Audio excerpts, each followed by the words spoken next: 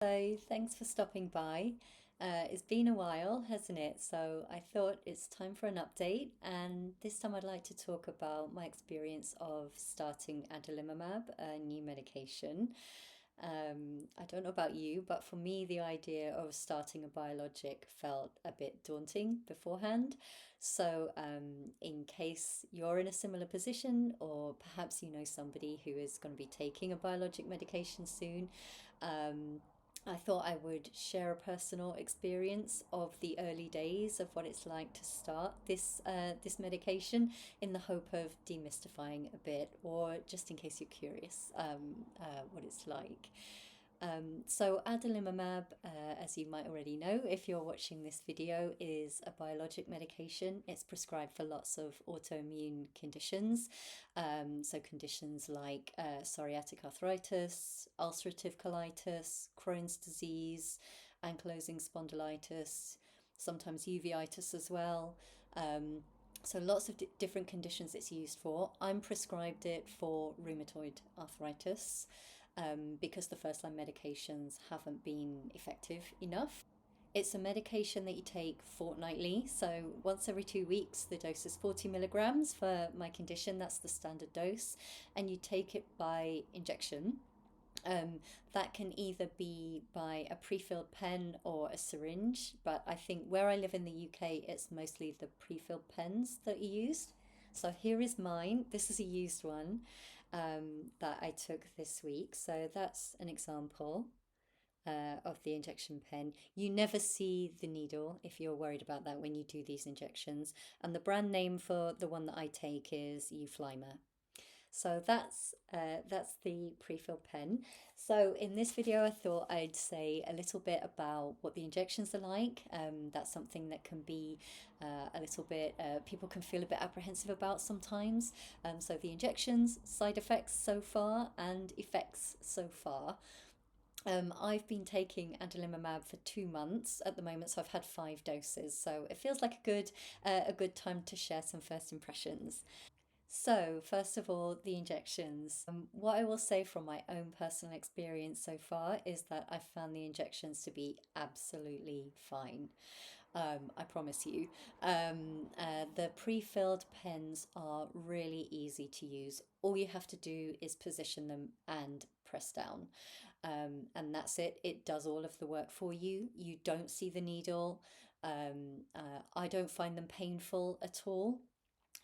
If you're interested in seeing the injection process in a bit more detail, I did film my first solo attempt at injecting adalimumab, so I'll put a link to the video somewhere around here if you want to see that.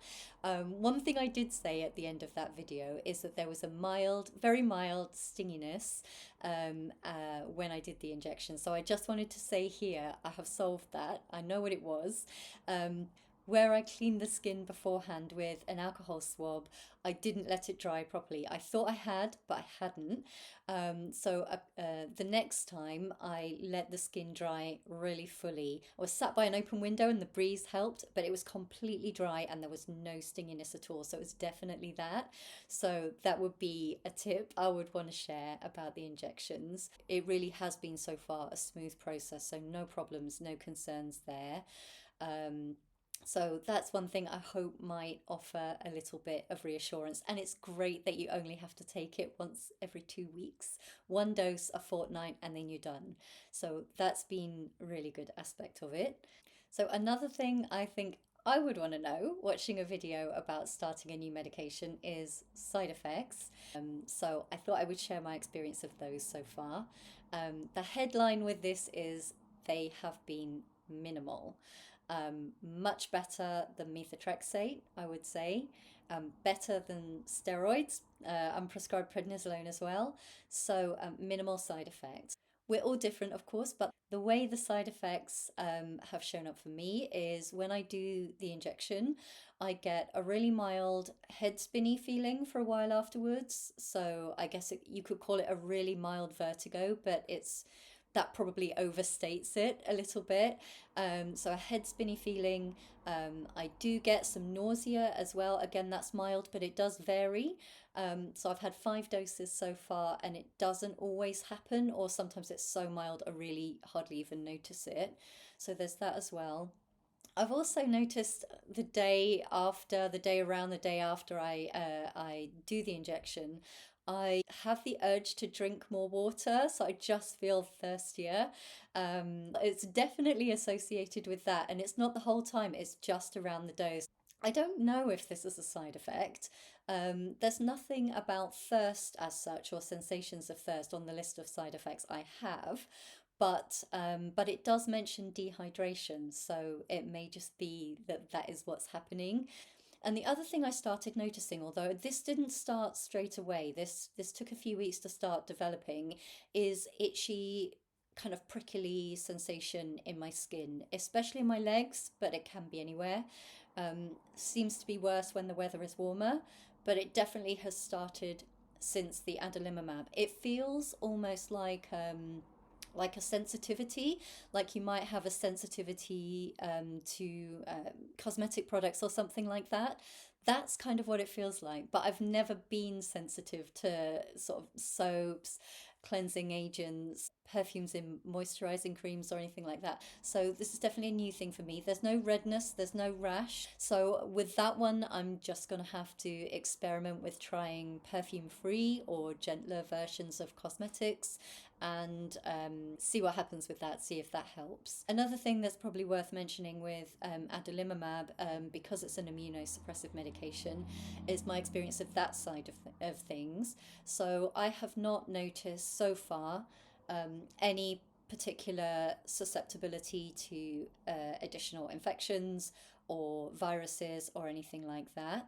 I will say I work from home most of the week, so that helps, I guess, in not being exposed to situations unless I choose to be.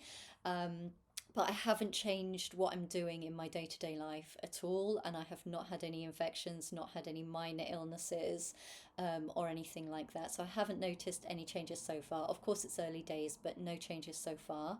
And also with things like food and dietary recommendations. In some of the information I've read about adalimumab, there's advice not to consume certain types of foods that might carry a higher risk of infection, of food poisoning, or illness. So the things that I remember are things like raw milk, unpasteurized milk products, pate, raw fish, like sushi, so I haven't eaten those kinds of foods myself since I started adalimumab, so it's not something that I've tested. I wouldn't say I've changed my eating habits at all, although I have noticed that I'm taking a little bit of extra care with kind of hygiene around the home. I have pretty good levels of sort of food hygiene and what have you anyway. But I would say I'm probably taking a little bit of extra care, especially during this early phase of the illness. I don't really want to pick anything up and interrupt the treatment process. So I probably have taken a little more care. And with things like eating out of the house, it definitely wouldn't stop me eating out of the house. But I guess I probably have been mindful of going to places with like a good hygiene certificate, restaurants, cafes, and so on, just to, I guess, not take any undue risks at all with that side of things. But yeah, no problems so far. Coming on to the effects of starting adalimumab now, all important effects. Like other biologic medications and the synthetic medications used to treat autoimmune conditions, adalimumab, like all of those, can take several months to get going, certainly 3 to 4 months before you see the full therapeutic effect that it's going to have. So patience is a virtue with these medications, as you might already know. And it's also a little bit complicated to assess the effects because when I started adalimumab, I had to stop one of the medications I was already taking for rheumatoid arthritis because I was told they don't go together. And I also felt so optimistic after my first dose of adalimumab. For whatever reason, I felt really good about the whole change. So I also took that opportunity to taper down my prednisolone dose. This is a long standing project. I've been trying to get myself off the prednisolone for for 2.5 years now. So I'm doing a taper. It's a very gradual taper. So I took a step down with that um, just after I started adalimumab as well, because I just felt really good about it. I don't know why, I just did. So usually I'd try to be a bit more scientific about things and just change one thing at once so that I know what's causing what. But on this occasion, there were a few changes that happened at the same time. So it does make it a little bit more complicated to track what's going on. But I think at this point, I've got a fairly good handle on what the effects have been so that I can kind of share that with you. It might be helpful to say what the medications were that I was taking before I started adalimumab and what changed, because that might be something I have in common with you or with other people watching as well. So I was prescribed methotrexate, sulfasalazine, hydroxychloroquine and prednisolone for the rheumatoid arthritis, so really common first line interventions. When I started the adalimumab, I was told I had to stop the sulfasalazine, which I was very sad about because, for one thing, it's definitely helping, and for another thing, I get no side effects from that at all. So I would have liked to lose any of the others, but sulfasalazine was the one that had to go. So I stopped the sulfasalazine the same day I started the adalimumab, and like I said, I took a really small step down on my prednisolone taper at the same kind of time as well. So in terms of the effects of all of this cocktail of medication going on, the first effect, other than the side effects I've already mentioned, the first effect I noticed was by the second week after my first adalimumab dose, I was feeling noticeably more tired. I wasn't surprised by that at all. That's a normal effect for me of doing a prednisolone taper, so taking the dose down a bit. That's when it tends to show up. It felt the same. So I assumed that that was very much the prednisolone change and nothing to do with adalimumab, and that dissipated. After about 4 weeks, so 2 to 3 doses, I started to notice some other changes as well. So the first thing I started to notice was I was becoming more tired in general, so all the time. So work was taking a little bit more out of me. I had less energy outside of work. I started sleeping longer. And this was all really familiar from when I started becoming unwell with rheumatoid arthritis in the first place. Fatigue is part of the picture.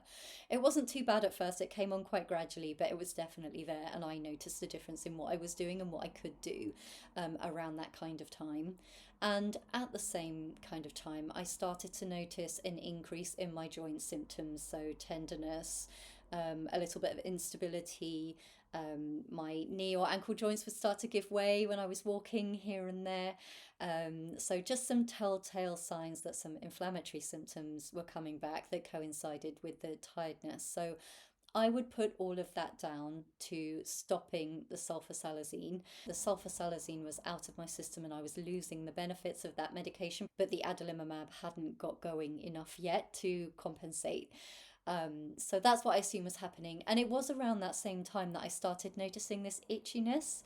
So again, I did have quite a lot of skin inflammatory skin symptoms. When I was getting ill, I had quite a constellation of autoimmune symptoms. What I've got now is not like that. It's much milder. There's no rash, there are no hives or anything like that. So it could be a slight return of inflammatory symptoms that's causing it, or it could be a side effect. I don't know yet. So I would say this increase in fatigue, return of inflammatory symptoms, and so on. They probably peaked around week 6 to 7. So I want to mention that just because I think with these changes in medications and because they can take so long to work, it can be a little bit disheartening or a little bit disappointing to find that things may feel a bit worse before they hopefully start to feel better. But that is the kind of trajectory I have gone through. However, I'm now 2 months in, exactly 2 months today, and in week 8, this started to shift. So the kind of tiredness I was having was that kind of feeling. Do you know what I mean when I say just felt like I never woke up properly all day? Like there's like somehow your mind just doesn't fully click into gear. It was that kind of fuzzy, tired, not properly woken up kind of feeling, and it was just happening every day. But that lifted last week. So last week I didn't feel that way. I did still get tired. Things were quite tiring to me, but not in that way. So that started to shift, and I've also noticed that my joints are starting to feel more stable now. So that's quite, I would say, a rapid shift, but I feel like I've turned a corner with it. So I'm really glad in a way. I was going to film this update last week, but I'm so glad I didn't I didn't get around to it basically. I didn't get around to it, but I'm glad I didn't in a way because things really do feel like they've turned a corner, and so it's a bit more of a positive picture maybe to share than it was 10 days ago. So that's where I am with it at the moment. It feels as though around week 8, the 2 month mark, it could be that the adalimumab is starting to kick in. Um, and kind of cover for the sulfasalazine that I've lost, and it will just be a waiting game to see how much things change, how far those changes go. So I'm hoping that will be clearer in maybe another month's time, around about the 3 month mark. I've got a follow up appointment with the hospital rheumatology team then next month. So that will be a really good chance to check in, review where things are going with them, and think about what the plan is going forward. If adalimumab is a hit for me, or if I need to think about something else, we shall see. But that will be a good time. Maybe I will try to post an update here as well and let you know what's happening at that point. And see how things are going. The last things I wanted to share were just a few things that I have been told, or things it would have helped, I think, if I had been told when I was thinking about making this medication change. So, the first is some advice I was given by the nurse who came to support me with my first adalimumab injection. And what she said to me was, don't look at the side effects at all. As with all medications, there's a very long list of side effects with adalimumab. Most people don't get them, some people don't get any side effects at all, and it might put you off. Let me show you the list of side effects on the paperwork I've got. Here it is. This is the medication information that comes with adalimumab. The side effects start here and they go possible side effects all the way down here, possible side effects, all the way down here, here to here. It's like a meter of side effects, possible side effects, and they have to include absolutely everything. So I didn't feel able to completely follow her advice and ignore all of them, but I did just focus on the side effects that require immediate medical attention or need to be reported and reviewed with your medical team, which are here. It's this much. The way I thought about it was, if something significant changes, I'm going to notice it. And also, I know that the regular blood testing is going to pick up any meaningful changes in my immune system function or anything that needs to be addressed in any case. So that's how I decided to approach it. And I've had a lot less anxiety as a result, I have to say. The next thing I wish someone had pointed out to me was, if you try this medication or any other one, it's not forever. If you get side effects that aren't manageable, or if it doesn't suit you in any other way, you can just stop it. It's not a forever decision. And although that's probably really obvious to say, I just think if someone had said that to me, it might have felt like less of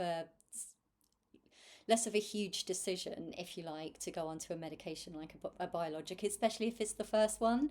It can feel like quite a significant decision, and I think that would have taken some of that sense of pressure or significance out of it for me. I don't know, everyone's different, but I think that would have helped me.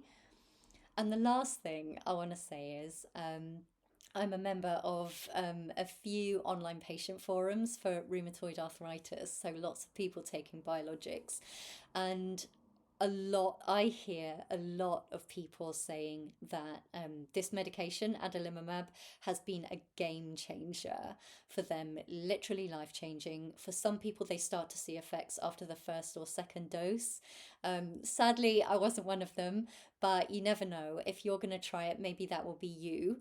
I've found that really positive to kind of keep that idea in mind. So let's keep our fingers crossed that for us, if you're in the same boat, it will be a game changer. Time will tell. Um, so that's everything I wanted to share with you today. If there's anything you wanted to know that I haven't covered, please do let me know. Please ask in the comments. I'm always happy to hear about people's experiences and respond to any questions if I can help or if I know the answer. Very, very happy to do so. So thank you again for listening, and I will see you again soon. Bye.